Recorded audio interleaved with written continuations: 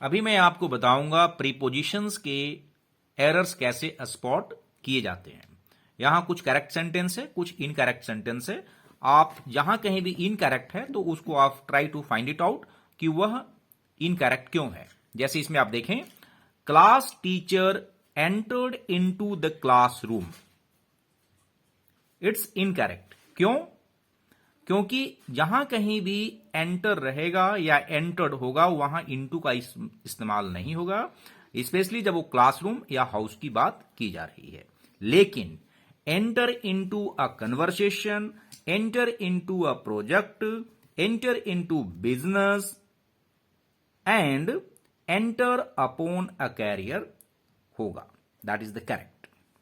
Second sentence देखते हैं। Akbar succeeded to his father's empire. It's correct. Succeeded के साथ to का इस्तेमाल होता है। थर्ड देखते हैं।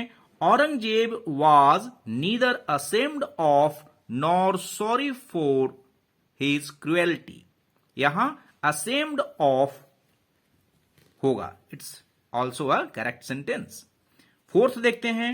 This is very very important. ये जितने क्वेश्चंस मैंने लिखे हुए हैं, all these questions are very very important. It has already come in exam and all are equally important for forthcoming examinations.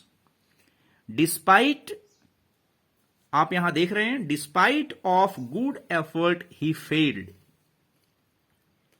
यहां पे डिस्पाइट के साथ ऑफ का इस्तेमाल कभी नहीं होगा। Despite good effort he failed, इस तरीके से एक करेक्ट सेंटेंस हो सकता है। So please look at this कि despite good effort he failed correct होगा, लेकिन डिस्पाइट ऑफ लगा देंगे तो वह इनकरेक्ट होगा। आगे देखें, केवल डिस्पाइट होता है, क्लियरली मैंने मेंशन किया इसको, और इसका मतलब होता है इन स्पाइट ऑफ। कहने का मतलब है या तो आप इन स्पाइट ऑफ लिखें या फिर केवल डिस्पाइट लिखें। फिफ्थ है, organization awaits for a new policy. Organization नई पॉलिसी के लिए इंतजार कर रहा है। तो यहां पे इंतजार करता है, यहां पे देखें आप, they are awaiting their arrival at airport, यह करेक्ट है, लेकिन organization awaits for a new policy incorrect है। करेक्ट क्या होगा? अवेटिंग। सिक्स्थ देखें, Vivekananda preferred saint than businessman, यह इनकरेक्ट है। करेक्ट क्या होना चाहिए? करेक्ट होगा Vivekananda preferred saint to a businessman. Vivekananda preferred a saint to a businessman. आप इसमें और देखें, स्पेशली जब आप नाउन की कंपैरिजन करते हैं तब की बात है। जैसे एग्जांपल है, Ganesh prefers coffee to tea. आप देख रहे हैं coffee as well as tea, these are two nouns, coffee and T.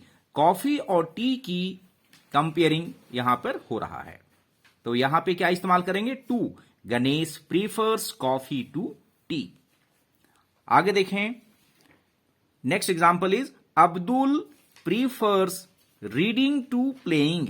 यहां पे रीडिंग और प्लेइंग दो जेरंड है, सो ध्यान रखें जब टू नाउन या टू जेरंड्स को आप कंपेयर कर रहे हो तो वहां टू का इस्तेमाल करेंगे। नेक्स्ट देखते हैं, वर्ब की कंपैरिजन कर रहे हैं, तो जब आप वर्ब की कंपैरिजन करते हैं तो वहां आप देखें, यहां पर प्रीफर के बाद रेदर देन का उपयोग करते हैं।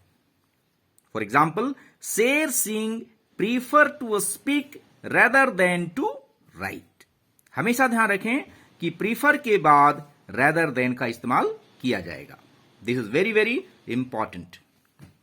Next to that, seventh, this is Subhash Chandra Bose visited not only to all parts of the country but also France. यहां पर यह इनकरेक्ट सेंटेंस है। क्यों?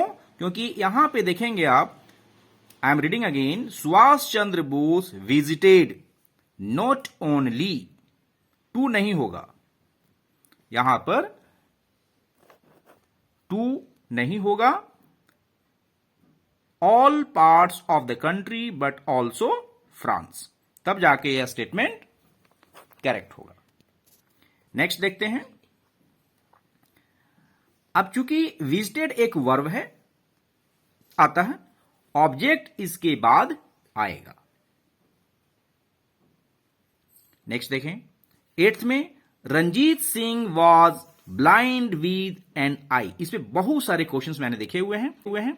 Ranjit Singh was blind with an eye, यह इन कैरेक्टर स्टेटमेंट है। कैरेक्टर स्टेटमेंट ये होगा ब्लाइंड ऑफ एन आई, जैसे होता रंजीत सिंह वॉज ब्लाइंड